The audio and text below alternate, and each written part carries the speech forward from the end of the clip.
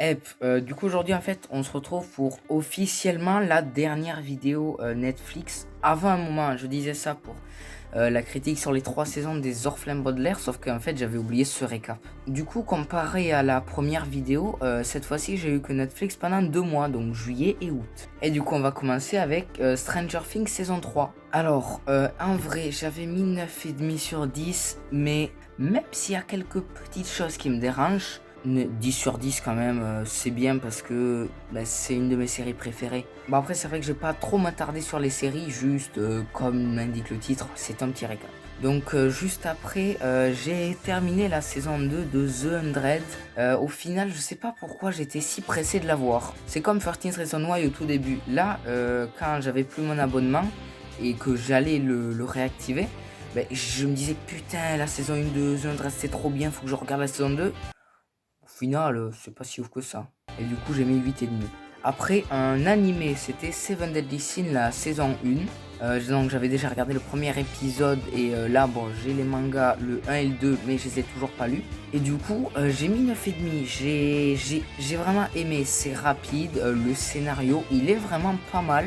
Après, j'ai pas grand chose en vrai à dire de plus. Du coup après j'ai regardé la saison 1 de Sex Education. C'était pas prévu et au final je l'ai regardé avec des amis et c'était super.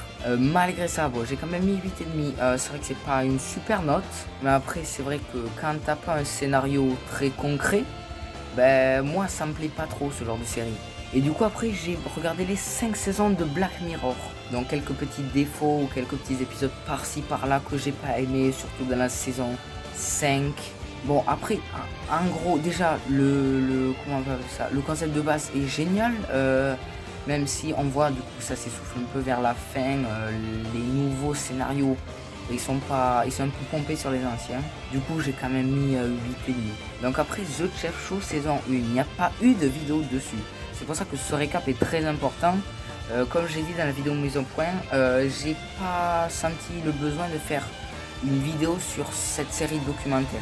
Et c'est le cas de beaucoup d'autres séries qui viennent par la suite. Parce que là, du coup, au critique Netflix, je me suis arrêté à la vidéo 56. Alors qu'en vrai, je devrais être au 65 par là. Bon, du coup, The Chef Show, c'est pas mal. Mais surtout sur le plan anecdote. Parce que Jon Favreau dévoile quelques petites anecdotes. Surtout sur l'épisode 1 avec Gwyneth Paltrow. Sur des films. Et donc, pour ça, c'était intéressant. Mais après... c'est pas le genre de série que je regarderai tout le temps. Je sais pas si je l'ai dit, mais je mets 7 sur 10. Après la saison 1 de The End of the Fucking World. J'ai regardé cette série parce qu'elle était courte. J'avais pas prévu de la regarder de base. Mais c'est vrai que c'est nul, faut le dire. J'hésite quand même entre 7 et 7,5. C'est vrai que j'ai passé un mauvais moment, hein, mais il y a quand même de bonnes choses dans cette série. C'est assez marrant aussi. Donc après, j'ai regardé les 3 saisons de La Casa des Papel, surtout parce que la saison 3, au moment où j'ai commencé la saison 1, la saison 3 venait de sortir, donc c'est ça qui m'a lancé sur cette série. Donc pour les 2 premières saisons, j'ai mis 9 sur 10, même si elles se suivent. Et pour la saison 3, j'ai mis 8. Cette saison 3 est là pour l'argent. C'est vrai que, vu la fin de la saison 2, il n'y avait pas de suite prévue. Je veux pas dire que je suis mécontent, parce que je suis sûr que dans une dizaine ou une vingtaine d'années, vu qu'il y aura plus trop d'idées originales de séries ou de films, je suis sûr qu'il y aura La Casa des Papel saison 6, je sais pas. Du coup, je leur en veux pas d'avoir fait une saison 3 parce qu'en vrai, au final, cette série, qu'est-ce qu'elle est bien. Je crois que c'est peut-être ma série préférée juste après Stranger Things, sans compter les animés, bien évidemment. Et en parlant d'animés, j'ai regardé Tokyo Ghoul VA ou la saison 2. Comme pour la saison 1, j'ai bien aimé, même s'il y a toujours ce côté... tu comprends pas trop, chaque épisode commence bizarrement, il n'y a pas trop de choses qui se raccrochent entre les différents épisodes. Mais si tu fais outre ces petits défauts là, c'est pas mal. Après j'ai voulu un peu regarder les séries courtes qu'il y avait pour quand j'aurai Netflix plus tard, regarder des séries très longues genre l'Arrowverse, Prison Break ou The Walking Dead aussi. Et donc j'ai regardé la saison 1 de Dark. Et comment dire, c'est juste fou parce que c'est génial. J'ai mis 9 sur 10, mais vous le savez si vous avez vu la vidéo, c'est hyper confus. Les événements qui feront des choses ensuite dans le futur, c'est hyper compliqué à comprendre en vrai. Et entre temps, j'ai regardé la saison 1 de Paradise Police. J'ai pas fait de vidéo non plus là-dessus, mais c'était super cool. J'ai vraiment accroché à cette série et donc il me tarde la saison 2, même si je sais pas si elle est prévue. Et du coup je mets 8,5 et en vrai peut-être 9 aussi, parce que qu'est-ce qui m'a déçu dans cette série? Pas grand chose. Après, un des pires films que j'ai vu de ma vie, Unicorn Store. C'est grave la note parce que j'ai mis 1 sur 10. Ça pique beaucoup. Bah, déjà, moi j'ai regardé cette série juste pour le scénario, genre Brie Larson et Samuel L. Jackson. Wow, wow, wow. Déjà, c'est pas une série, c'est un film. Et puis j'ai pas regardé ça pour le scénario, mais pour le casting.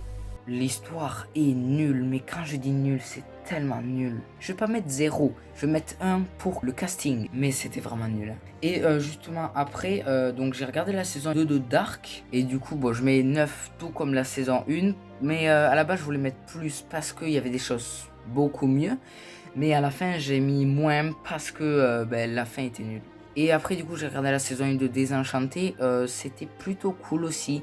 Mais j'ai largement préféré Paradise Police. Et donc là, j'ai mis 7 sur 10. Après, nous attaquons le mois d'août, où j'ai commencé ce mois avec 2 films. Donc The Silence, le sans un bruit de Netflix, j'aime bien l'appeler comme ça. Mais il termine quand même avec un 5,5 sur 10 pour ma part. Déjà, scénario pas du tout original. Et en plus, les situations sont tellement mieux dans Sans un bruit. Et donc après j'ai regardé Murder Mystery, je voulais pas le voir de base, je savais même pas qu'il existait ce film, mais j'ai vu quelques critiques là-dessus et c'était plutôt pas mal. Et les gens trouvaient ce film plutôt pas mal et c'est mon cas aussi, même si je n'ai mis que 7,5 sur 10. Du coup juste après ça j'ai regardé Les désastreuses aventures des orphelins Baudelaire et donc là j'ai mis 8,5 sur 10.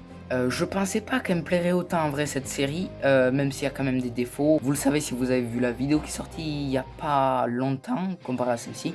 Du coup voilà. Et après, mon gros coup de cœur, bon, outre La Casa de Papel et Stranger Things, c'est The Punisher. Donc la première fois que j'avais eu Netflix, j'avais regardé donc Luke Cage et Iron Fist. Là c'est pareil, j'ai donc regardé The Punisher et une autre série Marvel Netflix dont je vais vous parler après. Et donc comme je disais, The Punisher c'est un putain de coup de cœur. 10 sur 10, même plus, parce que j'ai adoré. Et c'est vrai que c'est pour ça que en voyant cette note, je me suis dit, c'est nul d'avoir mis ces notes-là, Stranger Things saison 3 et La Casa de Papel. Et du coup, à la base, j'aurais tellement pas pensé mettre cette note-là, parce que pour moi, The Punisher, c'était pas un personnage qui m'avait du tout convaincu dans Daredevil. Mais au final, je regrette tellement pas de l'avoir vu cette série. Après, donc j'ai enchaîné avec une grosse série, c'est-à-dire The Walking Dead saison 1. J'aurais jamais pensé que ce serait ça, The Walking Dead. C'est le cas avec beaucoup de grosses séries. Je sais que ça m'a fait cet aspect avec Lucifer. J'ai regardé juste le premier épisode. Et j'aurais, en fait, comme Lucifer ou The Walking Dead, j'aurais jamais pensé que ce serait ce scénario-là. Et The Walking Dead, c'est si bien. Et donc pour la saison 1, j'ai mis 1 sur 10. Qu'est-ce que je dis? Non, j'ai mis 9 sur 10. Bon, après, j'ai regardé la saison 2 de Castlevania juste parce que j'avais regardé la saison 1 et parce que c'était très court. Ça se voit vu la note parce que 6 sur 10, c'est nul, hein. Et après, donc j'ai regardé la saison 2 de The Walking Dead et la saison 3. La saison 2, c'est une de mes saisons préférées, hein. Pas que de The Walking Dead, des séries en général. Donc j'ai mis 9,5 sur 10. Mais pour la saison 3, c'est pas mal, sauf le gouverneur, quoi. Donc 7,5. Du coup, la seconde série Marvel Netflix que j'ai regardée après The Punisher, c'est The Defenders. Sauf que débile que je suis, je savais pas que The Defenders c'était avant The Punisher. Mais c'est pas grave. Et donc Defenders, comparé... En fait, c'est contradictoire, mais The Punisher, je pensais pas du tout aimer. Au final, c'est génial.